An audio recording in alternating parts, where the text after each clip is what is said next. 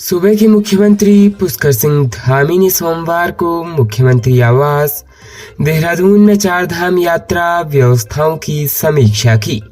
चारधाम यात्रा में आने वाले श्रद्धालुओं की बढ़ती संख्या को ध्यान में रखते हुए श्रद्धालुओं की सुविधा के दृष्टिगत मुख्यमंत्री ने हरिद्वार और ऋषिकेश में ऑफलाइन रजिस्ट्रेशन की संख्या को 1500 से बढ़ाकर 2000 प्रतिदिन किए जाने के निर्देश अधिकारियों को दिए हैं। उन्होंने कहा कि चारधाम यात्रा को सुगम व सुरक्षित बनाना हमारा उद्देश्य है। इस व्यवस्था से जुड़े सभी अधिकारी प्रतिबद्धता के साथ अपने दायित्वों का निर्वहन करें। मुख्यमंत्री ने प्रदेश में पेयजल की कमी को दूर करने के लिए प्रभावी कार्य योजना तैयार करने के भी निर्देश दिए। उन्होंने कहा कि जल संचय एवं जल संवर्धन के प्रति संजीदगी के साथ योजना बनाने पर ध्यान दिया जाए। इसे जन आंदोलन के रूप में संचालित करने के लिए आम जनता को इससे जोड़ने के प्रयास किए जाएं।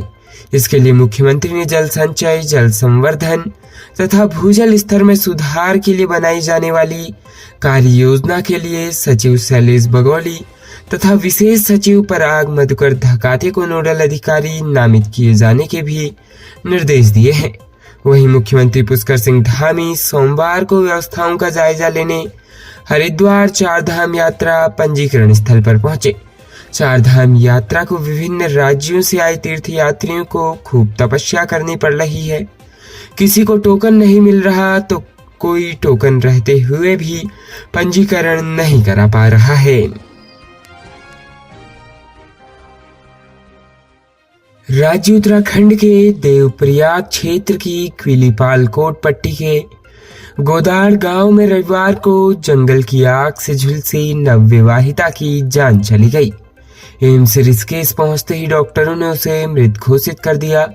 पुलिस ने पोस्टमार्टम के बाद शव को अंतिम संस्कार के लिए परिजनों को सौंप दिया है। वहीं परिजनों व पूजा की मायके की राम प्रधान ने समय पर एम्बुलेंस सेवा न मिलने और स्वास्थ्य विभाग की लचर व्यवस्था पर प्रश्न चिन्ह खड़े किए हैं। रविवार को शाम 4 बजे के करीब पूजा पत्नी अरविंद सिंह आग से झुलस गई थी। आनन फानन में परिजन पूजा को सीएचसी बागी ले गए। यहाँ पूजा का प्राथमिक उपचार करने के बाद ऋषिकेश एम्स के लिए रेफर कर दिया गया, लेकिन जिस अस्पताल की एम्बुलेंस से उसे ले जाया जा रहा था वह शिवमूर्ति के समीप खराब हो गई। यहाँ पहुंची दूसरी 108 सेवा की एम्बुलेंस भी साकनी धार में खराब हो गई। इसके बाद पौड़ी क्षेत्र की ऋषिकेश से श्रीनगर की ओर आ रही 108 एम्बुलेंस ने पूजा को साकनी धार से कौड़ियाला तक पहुंचाया। शिवपुरी से चौथी एम्बुलेंस कौड़ियाला तक पहुंची, तब इसके जरिए उसे एम्स पहुंचाया गया, लेकिन एम्स पहुंचने पर डॉक्टरों ने उसे मृत घोषित कर दिया। बक्सारी के उप प्रधान मनोहर रणाकोटी व पूजा के मायके कुर्न गांव की प्रधान पुष्पा रावत ने कहा कि पूजा को एम्स ले जाने के लिए 4 एम्बुलेंस का सहारा लिया गया। यदि एक ही एम्बुलेंस समय पर उसे एम्स पहुंचा देती तो उसकी जान बच सकती थी। रेंजर देवप्रयाग मदन सिंह रावत का कहना है, आग सड़क के नीचे स्थित गोदाड़ गांव से खेतों की ओर फैली थी। पूछताछ में पता चला है कि विवाहिता पूजा के अपनी ननद के साथ आग बुझाते समय यह हादसा हुआ है, लेकिन आग जंगल की ओर से नहीं लगी थी। इस मामले को गंभीरता से लिया जा रहा है।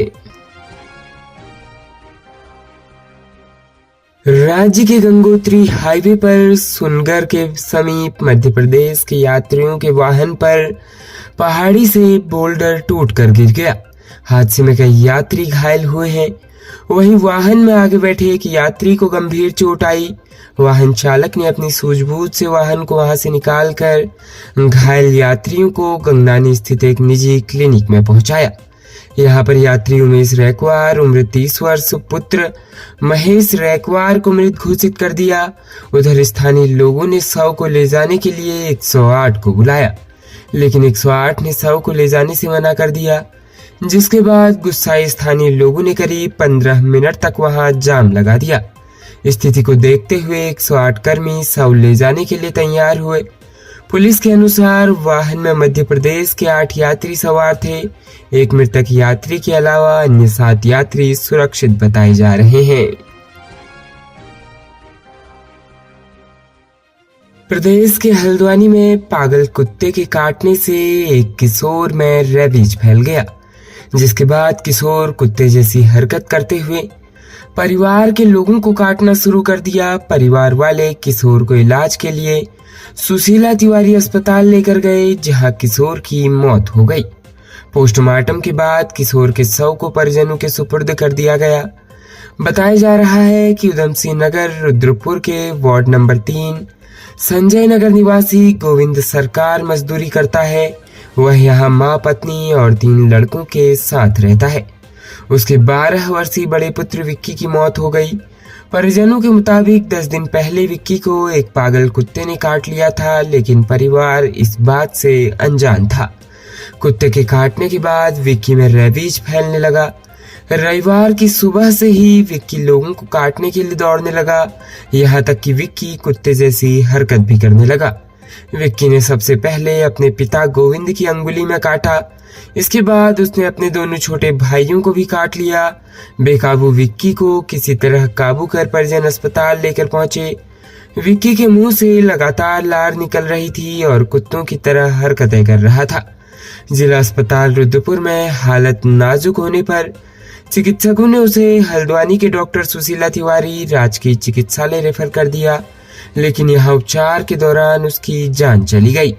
चिकित्सकों ने गोविंद को हिदायत दी कि वह खुद और दोनों बच्चों को भी रेबीज के इंजेक्शन लगवाएं। किशोर की मौत के बाद से परिवार सदमे में है। पुलिस शव को कब्जे में लेकर पोस्टमार्टम के बाद परिजनों को सौंप दिया है। राज्य उत्तराखंड के स्कूलों एवं कॉलेजों में एनसीसी विंग में शामिल हजारों कैडेट्स को अब पहले से ज्यादा धुलाई और पॉलिश भत्ता दिया जाएगा।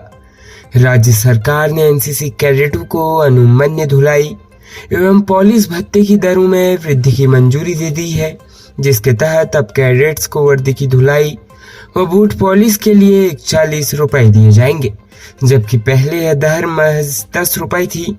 प्रदेश भर के एनसीसी कैडेट्स को शीघ्र ही पुनरीक्षित भत्ते का लाभ दिया जाएगा। इसके लिए विभागीय अधिकारियों को निर्देश दे दिए गए हैं।